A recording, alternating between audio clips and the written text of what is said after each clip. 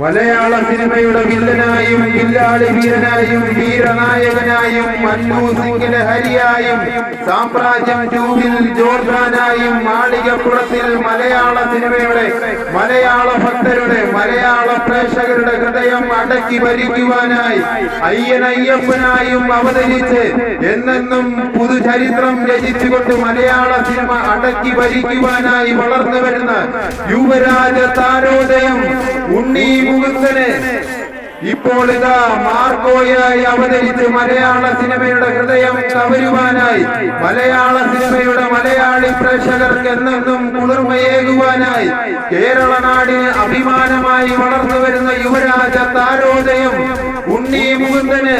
എന്നെന്നും മലയാള സിനിമയുടെ ഹൃദയത്തിലേക്കും മലയാള പ്രേക്ഷകരുടെ ഹൃദയത്തിലേക്കും സ്വാഗതം സ്വാഗതം, ഹൃദയം നിറഞ്ഞ സ്വാഗതം.